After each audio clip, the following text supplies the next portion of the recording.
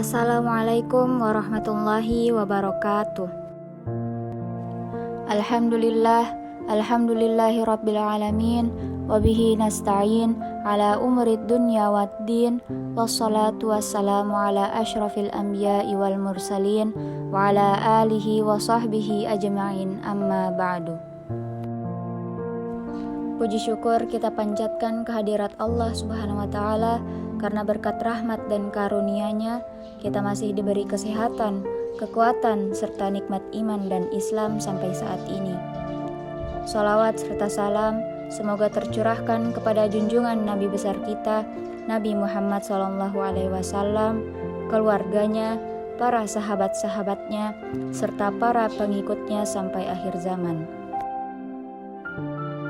Teman-temanku yang dirahmati Allah Subhanahu wa Ta'ala, pada kesempatan kali ini saya ingin mengajak teman-teman sekalian untuk mengingat kembali peristiwa turunnya Al-Quran pertama kali, supaya keyakinan kita bertambah kuat bahwa Al-Quran adalah kitab suci yang menjadi petunjuk bagi umat manusia.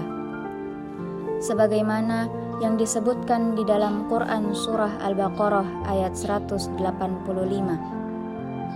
A'udzu billahi minasyaitonir rajim. Bismillahirrahmanirrahim. Syahrul Ramadan alladzi unzila fihil Qur'anu hudal linnas wa bayyinatin minal huda wal furqan. Yang artinya bulan Ramadan, bulan yang di dalamnya diturunkan Al-Quran sebagai petunjuk bagi manusia dan penjelasan-penjelasan mengenai petunjuk itu dan pembeda antara yang hak dan yang batil.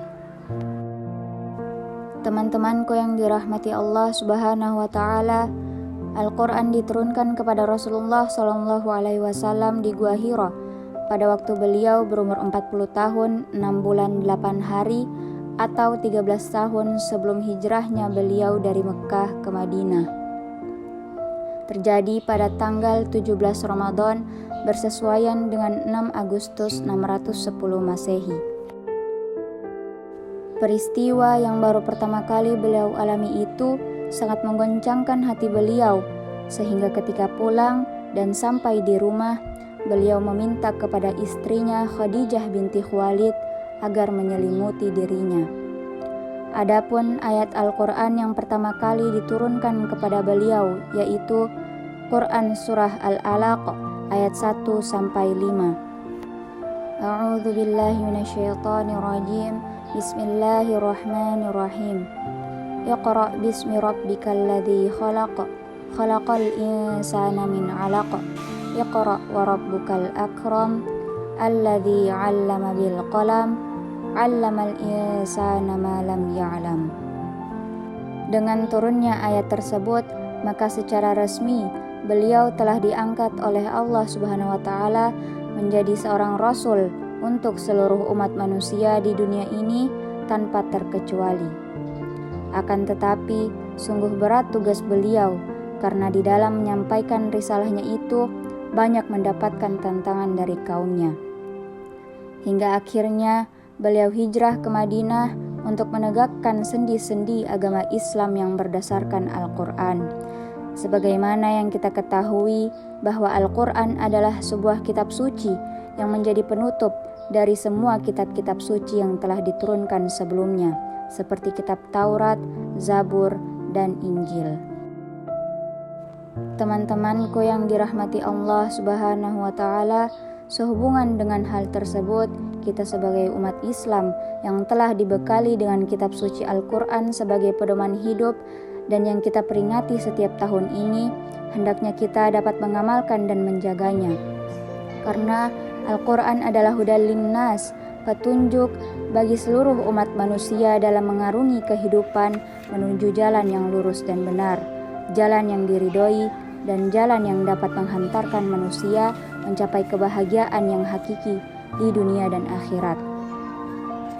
Sebagaimana yang disebutkan dalam sebuah hadis yang bersumber dari Abu Umamah, dia mendengar Rasulullah SAW bersabda, "Bacalah Al-Quran, karena sesungguhnya dia pada hari kiamat akan datang memberi syafaat kepada sahabat-sahabatnya, yaitu orang-orang yang mengamalkan dan menjaga Al-Quran."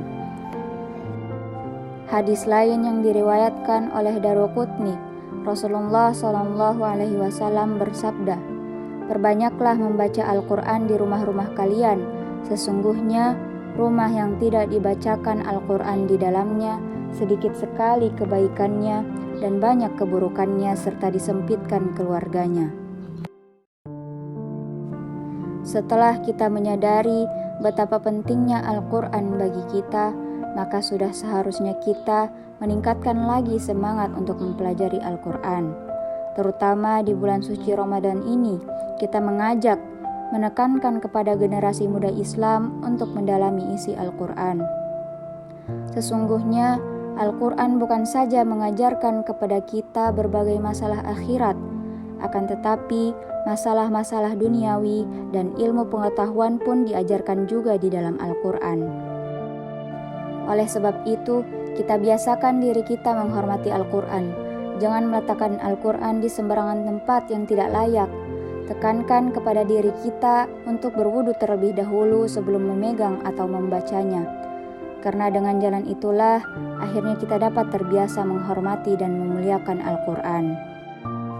Rasulullah SAW bersabda, "Khairukum man ta'allama al-Qur'ana wa 'allamahu." Sebaik-baiknya kalian adalah orang yang belajar Al-Quran dan mengajarkannya.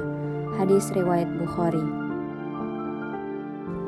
Teman-temanku yang dirahmati Allah Subhanahu wa Ta'ala, akhirnya marilah kita selalu berpegang kepada Al-Quran dan Sunnah Rasul. Niscaya hidup kita tidak akan tersesat dan selalu di dalam limpahan rahmat Allah Subhanahu wa Ta'ala. Akhirul kalam, burung irian burung cendrawasih, cukup sekian dan terima kasih. Wallahu muwafiq ila aqwamit thoriq. Wassalamualaikum warahmatullahi wabarakatuh.